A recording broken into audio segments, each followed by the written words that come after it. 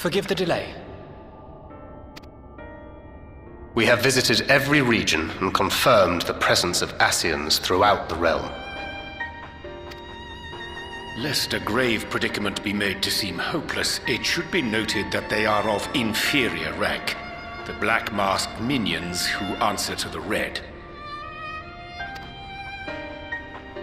Yes, a gaggle of schemers attempting to exploit recent events to sow the seeds of petty conflict. Fortunately, nothing of any great concern has come of their meddling just yet. We also encountered a number of the Crystarium's former defenders, busily solving this problem and that in a bid to become warriors of light.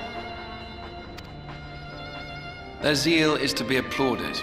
'Tis but a pity I cannot encourage them on their course. Not knowing Elidibus set them upon it, no. Both the troubles to be solved and the villains to be vanquished are his doing too, like as not.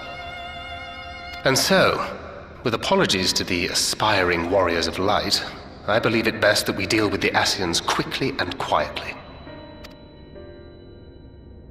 I quite agree. But tell us, what news from the source? How fare our bodies?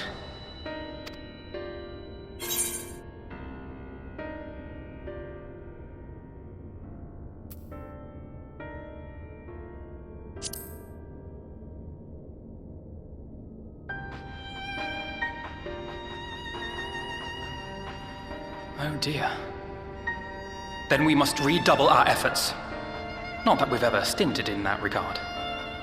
This would seem an appropriate moment to ask about the spirit vessel. Tell me you've made some progress. We have, as it happens. One moment.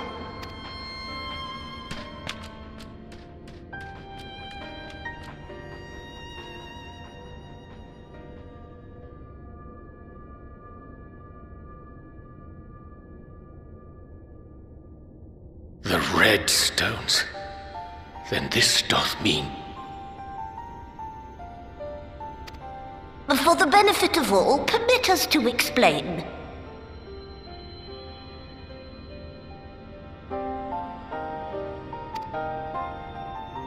As you will recall, using white auracite as our starting point, we fashioned a vessel for mind and memory both. Yet, though it served this purpose admirably, the process of imbuing it with one's complete essence proved a somewhat thornier proposition. Simply put, the memory would not accompany the mind, and so we looked to the Allagan's mastery of memory transference for a solution. This approach was not without its own complications, however, relying as it does upon blood, which inanimate objects notably do not possess. We duly explored methods of suffusing the vessel with drops of the aforementioned. Alas, our painstaking experimentation succeeded only in making me feel faint, and singularly failed to imbue the crystal with the necessary properties. It was then that an idea occurred to me, namely that we might fuse the vessel not with normal blood, but with my crystallized essence.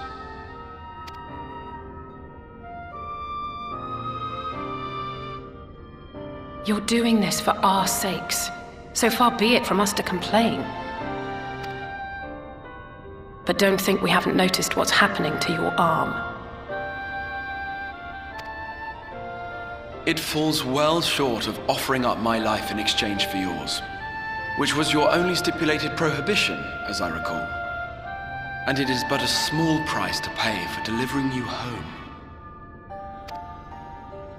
Assuming it works, we shall soon know if this grisly addition will serve as a suitable conduit for the subject's memory. Though not soon enough to warrant your waiting. The test is like to take a while.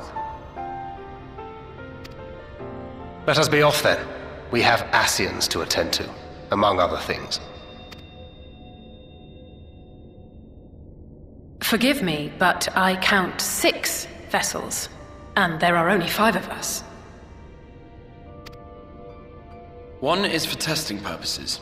I will personally use it to see whether the crystal functions as it should. And if it does, wouldn't that mean that your soul could also return to the source?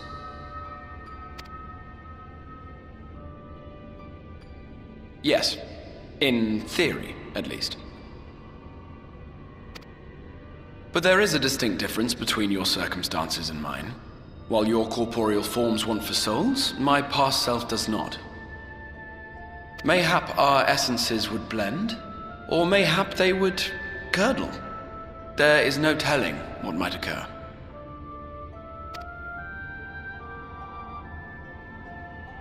And you'd be willing to take that risk?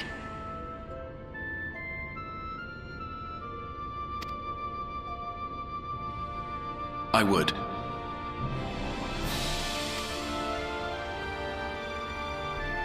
I see.